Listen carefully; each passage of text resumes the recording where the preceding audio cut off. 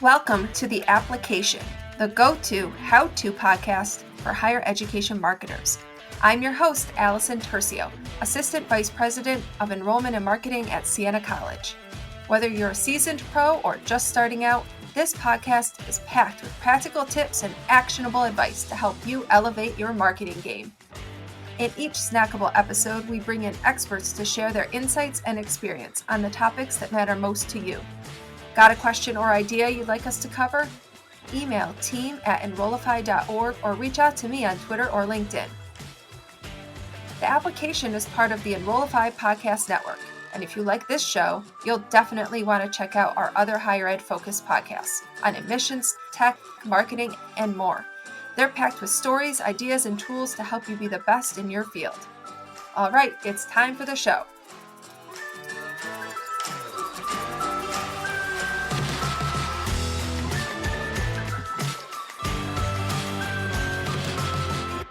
Today, we have an eye-opening episode that delves into a critical aspect of our work, improving college websites to better serve first-generation college students. First-gen students are the beating heart of higher ed, driving innovation, diversity, and fresh perspectives. However, the question we have to ask ourselves is, are our college websites truly meeting their needs, or could they be unintentionally creating barriers to their success? We're excited to have a special guest with us today, Kelly Kautz, a UX strategist who embarked on a groundbreaking journey to find answers to this question. With the support of an agency grant, Kelly conducted in-depth primary research to uncover the digital habits of first-gen students and the impact of college websites on their experiences. Let's dive in and discover the secrets to unlocking the full potential of our websites for the benefit of all students. Kelly, welcome to the show. Thanks so much for having me. I'm so excited. Let's start by talking about how we can better understand the needs of first-gen college students. What inspired you to focus on improving college websites specifically for this audience? Plain and simple, I hate not knowing things. So it started with pure curiosity. At Pascal, we redesign about a dozen higher education websites a year. And during the discovery process, I always ask clients to tell me about their key audiences. Many of them have mentioned first-generation college students over the years as an important audience, but they've never been able to share much information about what's important to their students, especially during the college research and application phase. So I've always been curious, and I've looked at secondary research. There's a lot of information out there about things like demographics, academic needs and outcomes, and a lot about disparities as well. But when it comes to what those students are looking for in college websites, what their experiences are like, how those experiences shape their success, there's not a lot of information. So I did my own research. And what were some of your key findings about the digital habits and the experience of these students on college websites? Well, one of the things that surprised me the most was we did in-depth user testing with 30 students in addition to a survey. And of those 30 first-generation students that we tested, 20% of them didn't consider themselves first-generation students at all. And a larger percentage knew that they fit the category, but they didn't really think about it in any meaningful way. There's so much excitement and uncertainty about the future. It just didn't seem like a relevant topic for them. And in fact, when I was presenting this research, afterward, people were coming up to me saying, I didn't realize that I'm first generation. So I fit this category too. So there's a disconnect between what it means and why it's important. Colleges ask about first generation status, but a lot of students don't really understand the reason behind the question. They may even consider it a little bit intrusive. Why does it matter? So that was a surprise to me. And then, of course, that awareness leads to awareness of the support services that go along with that and some of the additional resources that are available to them. Yeah, and I imagine also how they approach the college search process, because even if they have not taken on this identity, perhaps, or connect with that identity, their process must be different, regardless of if they've put that label on themselves or not. Mhm. It is different in that they don't have as much support. So they don't have that wide community of people who have gone through it and who know what to do and can answer questions. Sometimes they have family members that did some of the college process or siblings, but more often than not, they really have this sense of the users that we spoke to of doing it on their own and having to figure it out on their own. And so one of the key findings you're telling me is that they don't self-identify perhaps as this label of first generation students. But what were some of your other findings about their experience as they're using college websites? Sure. So students prefer to get their information from the source. So when we asked them where they were looking to get information about potential colleges, 45% of them said the college website. And that was followed by 41% of them who said Google. So they are savvy consumers. They know that websites are marketing vehicles because they've been taught in school to recognize bias in information much more so than I was when I was just coming out of high school. So they will validate what they read against other websites. They will look on rankings and they will look on social media, things like YouTube for day in the life videos. But they prefer to start on the college website. And that's when they really run into challenges a lot of times. There's a disconnect between the words used on websites and the words that they may use in their everyday life to describe things like degrees, programs, and courses, terms relating to financial aid and tuition and fees. We did ask them if they were familiar with several terms that we use a lot on our higher education websites. And then if they said yes, we asked them to define those terms. And we found that there was really very minimal awareness of things like trio services. And that's another thing that stood out to me too, because a lot of the clients we work with do have trio services on their website. It's typically labeled as such, trio services. And I always questioned in the back of my mind as I was helping them with content, do users understand what these services are and how they might provide a service for them? It turns out that 2 of the 30 that we interviewed had any awareness or understanding of TRIO services. A few of them said, I know that we have those at our school. I don't know what they do. Some of them said it's just a group of 3 people who provide services. So there's really this range of misunderstanding or lack of understanding. And that plays a role in the user experience. If they don't have an awareness already of those services and how they can benefit them, they're not going to seek them out by name. And a lot of times they do appear on the website by name. So we're limiting visibility, we're limiting access simply by not using the same language that our users prefer to use. Just by purely by taking for granted the vocabulary that we all just use every day in higher ed. Yeah. And so what are some of the consequences of using the wrong vocabulary or perhaps a poorly designed website experience? Why should we worry about this? Well, I think the first answer is obvious. Students will exclude a college from their consideration set if the website prevents them from finding information, if it gets in their way, or if it prevents them from taking action. They may want to apply or they may want to request information, but it's not immediately clear who they should be requesting it from. Is it the admissions office? Is it the program lead? And oftentimes, when this happens, they will go to Google, they'll try to find information other ways. But I saw again and again in the user testing process, students become overwhelmed, they become lost. They have 20 tabs open, and then they're trying to retrace their steps to find a key piece of information that they found 3 clicks back. And some of them didn't just give up on that particular college. They talked about giving up on college altogether. And that's what really struck out to me.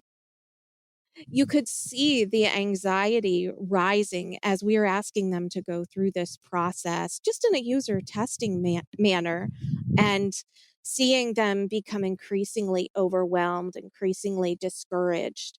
And many of them talked very transparently about knowing that what they're doing, this search for a degree program, will benefit them. It's something that will benefit their life. It's something that they know they should do, they want to do, but they just get so overwhelmed by the process. And part of that process is looking for information on college websites, looking for help, that they just stop, they shut down. And this is something that's not unfamiliar to user researchers. There's this sense of once something becomes too challenging, it just becomes harder to proceed. You want to give up. So seeing that gave me a new depth of passion for the work because I saw firsthand how a lot of times the user experience of a website is unintentionally upholding this disparity and this access to important information and important paths forward. Yeah, and we're unknowingly allowing this to happen. None of us have any malintent when we're all trying to market our colleges and enroll students and get them to apply to our best of ability, right? We're not meaning to have this happen. So, what are some of the things we need to look out for? What are some of those like common website design pitfalls that we're just falling into without realizing? I think the first one is to communicate a sense of belonging.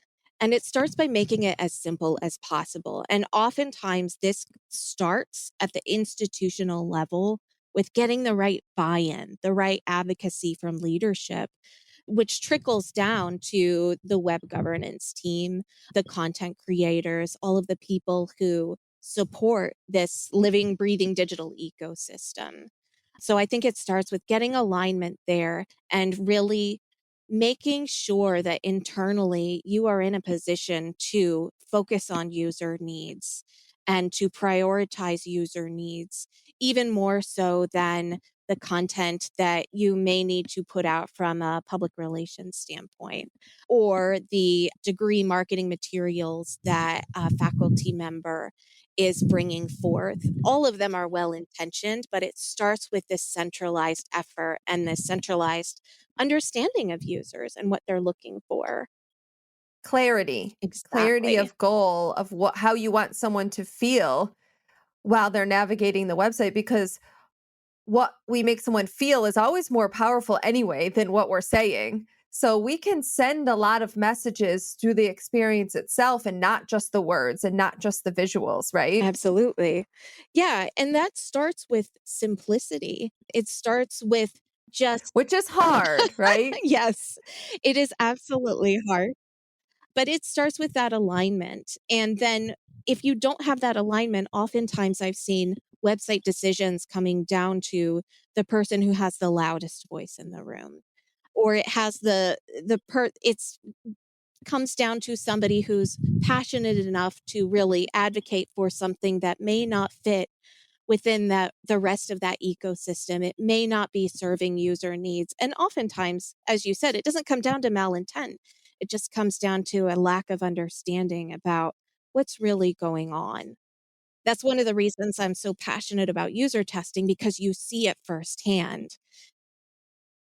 So that might be a great strategy is to be doing that, but show it to the people who are web editors and show it to the people who are involved with what web governance, right? So they can see firsthand the why behind it. Because a lot of times web editing gets left to whoever's willing to volunteer. And it's not that they have background in user experience or any of this, right? But they've been sort of volunteered to keep the website up to date, but access and language and things like that are not what they're worried about. They're just worried about making sure something's current. Absolutely. I think it goes back to understanding too what's important to your stakeholders, what really fuels them to participate in the website process, the maintenance, the optimization, all of the work that goes into creating that experience. Because when you understand what's important to them, you can personalize the research, the data, the findings, the user insights to what's important to them and create this community of practice together where everyone is really impassioned. Well, it happened again. Prospect Paul is excited about attending your institution, but is getting constantly confused by all of the information and tasks he needs to complete to enroll, creating friction and, even worse, melt. You knew this was going to happen again, which is why you've been flagging the need for a come to Jesus meeting with leadership from marketing, admissions, and IT to audit the digital experience for prospective students. Here's the problem. You're not going to convince Mark from marketing to let go of his marketing automation software. Adriana from admissions just got set up with her new CRM, and Isabel from IT is still working through ticket requests from last Christmas. But what if you could come to the table with a solution that didn't require anyone to let go of their software, while at the same time ensuring a frictionless experience for prospects and current students alike? Well, guess what? Today is your lucky day. Meet Pathify, an innovative higher ed engagement hub that puts students at the center of their college journey. Pathify sits at the center of your school's digital ecosystem, becoming the single user experience interface tying together all systems, content, and communications. Their engagement hub elevates the information that matters most and pushes symptoms like the SIS behind the scenes where they belong, making it simpler for students to discover and engage with the opportunities your institution provides at every step of their journey, from prospect to alumni. What's even better, Pathify has a mobile experience that provides 100% parity with the responsive web app, so your campus app is always in sync. Pathify is a platform that every stakeholder on campus, from marketing to admissions to student affairs to IT and more, can get equally excited about. Learn more about how Pathify is uniting strategic units across campus and bettering the entire student experience by visiting pathify.com. And be sure to tell them that Allison from the application sent you their way. What are some of the other top actions that a higher ed marketer can take to improve their website user experience for first-gen students? I always start with a website audit, and this can scale. It can be as small or as big as you have the time and the resources to tackle. And this involves looking at the entire ecosystem, whether it's a single website or whether it's a collection of websites, to understand where are the biggest issues from a user experience standpoint, from a technical standpoint, from a findability standpoint. Search engine optimization is big in that.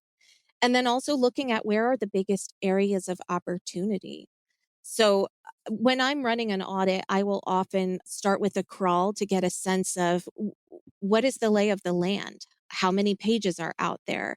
Oftentimes, you can pull analytics associated with each one of those pages, and then you can get some hints into where users are getting stuck or where users are giving up on this process. And from there, you can layer on user testing. You can layer on additional data from other sources to look at, again, where are the biggest areas of opportunity, and then prioritizing efforts to the places that matter most for these students. So when they're going through that college research process, they place a lot of time and importance on degree detail pages, trying to understand the programs and what those are going to be like. They need to understand the application requirements, tuition, financial aid. So we can say with confidence, there are going to be some places that warrant more attention than others. And that can be a great place to start. Yeah, I mean, we know that for all students, academic program and costs are major decision drivers, right? So, if nothing else, it gives you a place to start when you're diving in. I have a question about user testing. So, of course, we can all partner with an agency like Pascal and you guys to help us do user testing.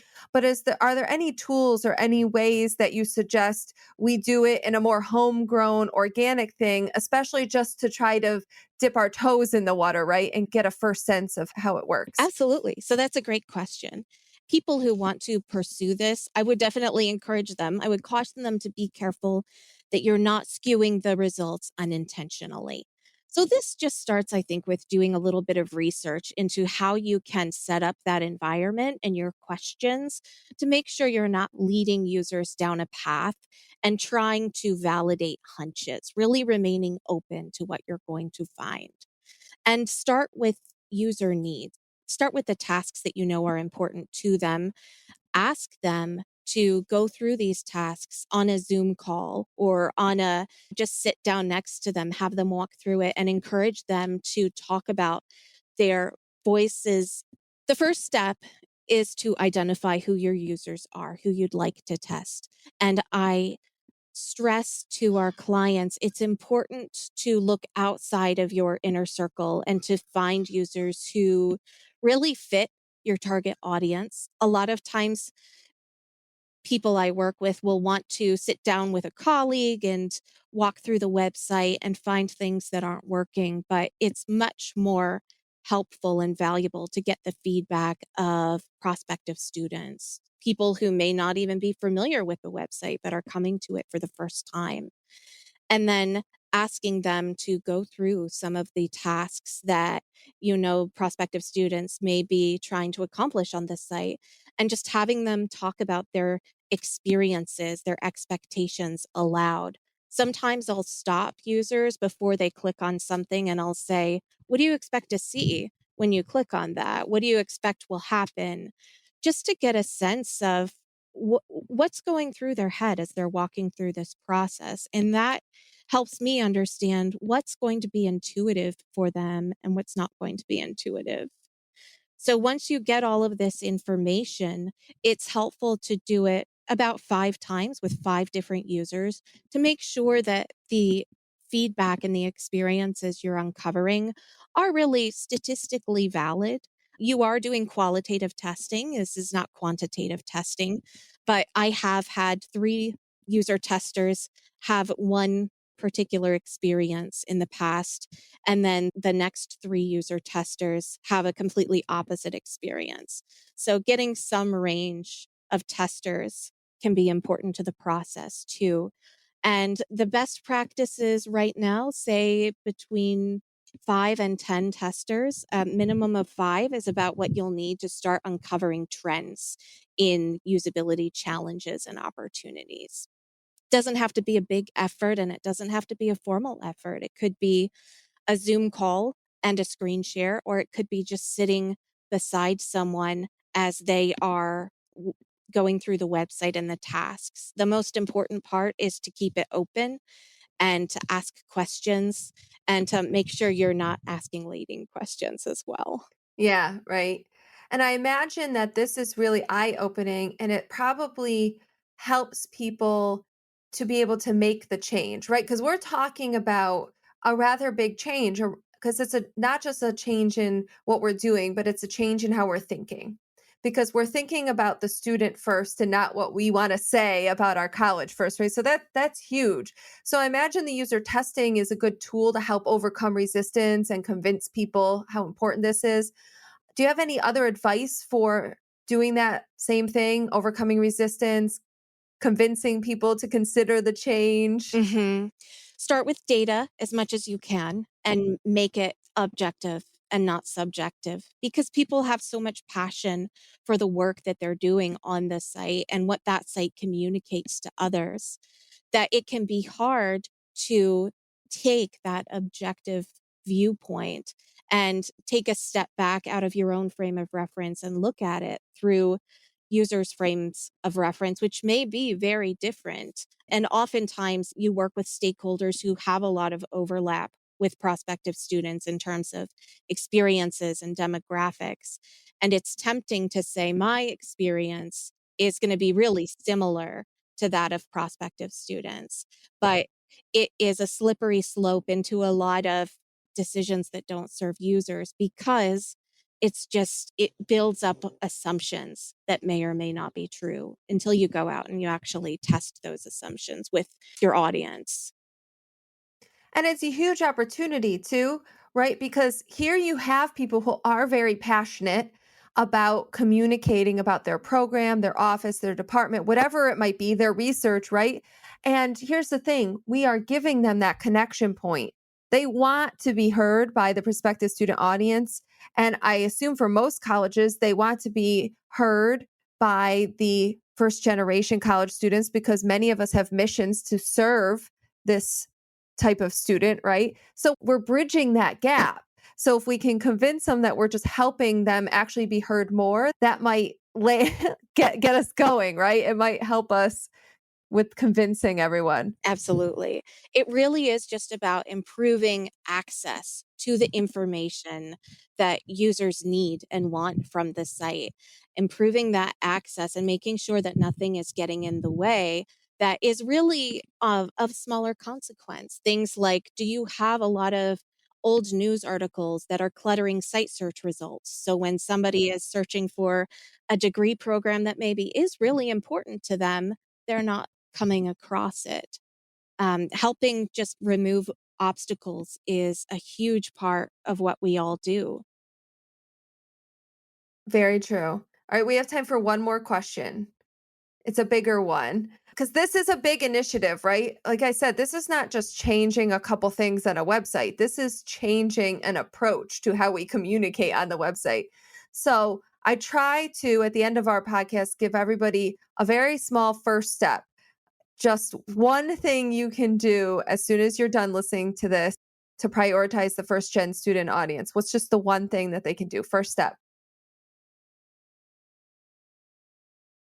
I want to say start with an audit, but that's going to seem really insurmountable, I think, as a first step because there's a lot of things involved. So, How about writing an email to the people who would be involved in an audit so we can just set up a meeting? That's it. Let's just set up a meeting where we can discuss how we might approach a web audit for our school. How about that? yeah, I think connecting with the right team is crucial and making sure that you are all aligned. I do advocate for empathy mapping a lot of times with teams. I think that can be a good way to start that alignment process with your team. So, looking at some of the existing research that you might have on your audience, if any, some of the data that you have on first gen students, and then bringing stakeholders together in a room and talking very openly about what do we know? Where are our knowledge gaps? What do we ultimately want our users to think when they're visiting this site, when they're going through this process about the college or university? What do we want them to feel? What sort of emotions do we want them to take away from this process? And then also, what do we want them to do at the end of the day? And then putting all of that information together so that collectively you're getting a unified understanding of this audience, what this audience might need, where your knowledge gaps are that you can fill, and also what you're working toward. What goal are you working toward? Is it a sense of greater belonging and accessibility?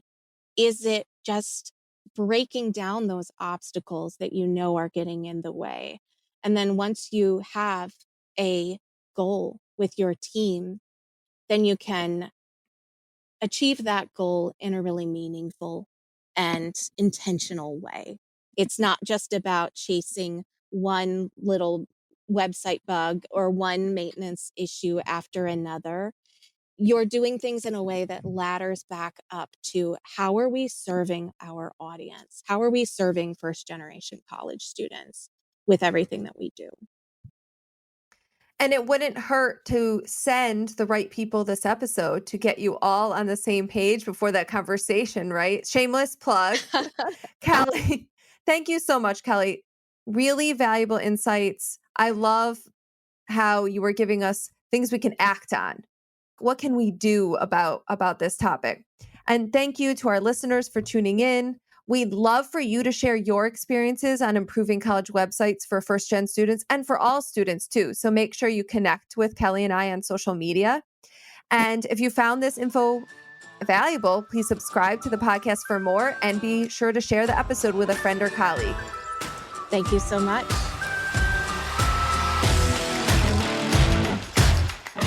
Hey, all, Zach here from Enrollify. If you like this podcast, chances are you'll like other Enrollify shows too.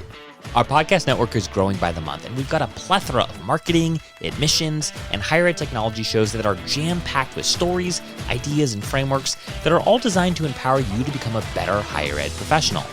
Our shows feature a selection of the industry's best as your hosts. Learn from Mickey Baines, Jeremy Tears, Jaime Hunt, Jamie Gleason, and many, many more. You can learn more about the Enrollify Podcast Network at podcasts.enrollify.org. Our shows help higher ed marketers and admissions professionals find their next big idea. Find yours at podcasts.enrollify.org.